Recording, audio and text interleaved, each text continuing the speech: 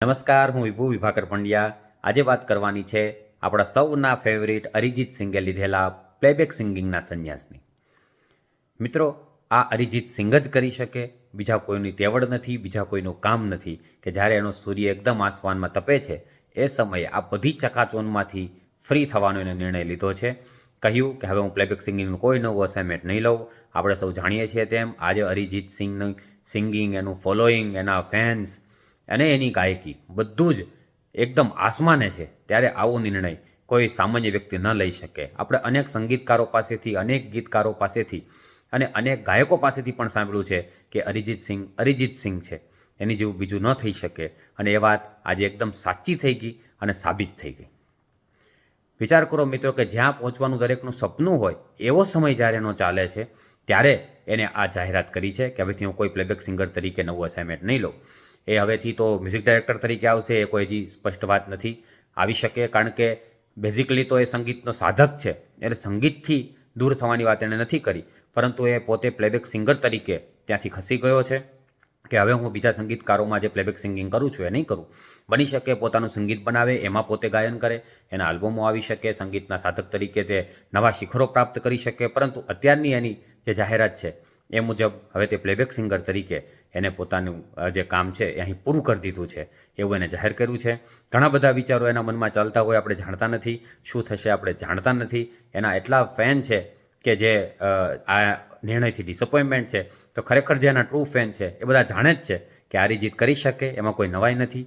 હવે કદાચ આ નિર્ણયમાં ફેરફાર કરે, કોઈ એને સમજાવે. ઘણા બધા સંગીતકારો જે છે એ પણ એના ચાહકો છે, એના ફેન્સ એટલા છે, તો બની પણ શકે, પરંતુ એની શક્યતા ખૂબ ઓછી છે. પરંતુ મિત્રો, અહીં વાત આપણે એ કરવાની છે કે એટલો જેનો સમય અત્યારે એકદમ સૂર્ય જેનો તપતો હોય અને એ સમયે આવી નિવૃત્તિની જાહેરાત આ ઉંમરે કરવી, આપણે સૌ જાણીએ છીએ કે એનું કેટલું ફોલોઈંગ છે અને ખરેખર એ સંગીત એનું કયા લેવલનો એ ગાયક છે અને કેટલું સુંદર એનું સંગીત છે, કેટલું સુંદર એની ગાયકી છે અને કેટલું એની તપસ્યા છે એની અંદર. અને છતાં આજે આ સમયે એને જાહેર કર્યું. આપણે મનોજ ખંડેરિયા સાહેબ ગુજરાતના ખૂબ જાણીતા ગઝલકાર, એનો કોઈ પરિચય દેવાની જરૂર નથી. એમણે ખૂબ સુંદર પંક્તિઓ લખી હતી કે પકડો કલમને કોઈ પળે એમ પણ બને, આ હાથ આખો બળે એમ પણ બને, અને જ્યાં પહોંચવાની ઝંખના વર્ષોથી હોય ત્યાં મને પહોંચતા જ પાછું વળે એમ પણ બને. તો આ ચકાચોનથી એ ચકાચોનનો માણસ જ નહોતો અને છતાં એ આ ક્ષેત્રમાં આવ્યો એટલે સ્વાભાવિક છે થોડી ઘણી ચકાચોન એની પાછળ હોય, પણ છતાં એને પોતાને આ બધી વસ્તુથી દૂર રાખ્યો. આપણે હંમેશા જોતા આવે છે કે એકદમ સિમ્પલ લિવિંગ એનું, અને પોતાની ધૂનમાં સંગીત બનાવ્યા કરે. ક્યારેક આપણે એને ક્યાંક સ્ટેજ ઉપર બેસીને ગાતો સાંભળીએ, ક્યારેક રિક્ષામાં ફરતો સાંભળીએ, સ્કૂટર લઈને શાકભાજી લેવા જતો જોઈએ.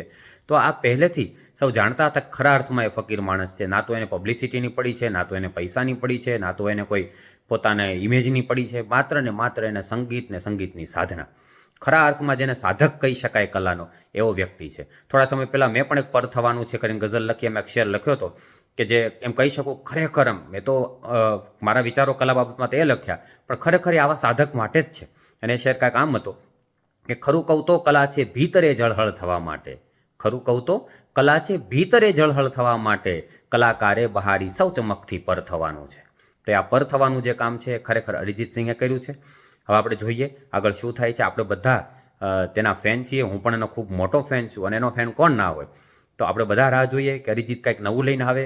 પોતે જે સંગીતની સાધનામાં આજ સુધી એને સમય આપ્યો છે, તો એ પોતે જ કંઈક મ્યુઝિક ડાયરેક્ટર તરીકે પણ લઈને આવે, આપણને એનો અવાજ સાંભળવા મળે, આપણને એની પાસેથી સારા સારા ગીતો મળે, ભલે તે જ ધૂન બનાવે અને તે જ ગાય, એવું કાંઈક કરે. અને બાકી એને આપણને એટલા બધા ગીતો આપ્યા છે કે તે આપણે વારંવાર સાંભળ્યા કરીએ તો પણ એ ખજાનો ખૂટે એમ નથી. અને અરિજીત સિંઘે આજે સૌનું દિલ વધારે જીતી લીધું અને સાબિત કરી બતાવ્યું કે આવા ફકીર બંદાઓ પણ હજી આજના બોલિવૂડમાં ગણી શકાય એવા પણ છે, આજની દુનિયામાં ગણી શકાય એવા પણ છે. ખરા અર્થના કલા સાધકો છે અને આવા લોકો છે ત્યાં સુધી કલા હંમેશા અમર છે, જીવિત છે, એકદમ સેફ છે અને કોઈ ચિંતા કરવાની જરૂર નથી. ખૂબ ખૂબ આભાર.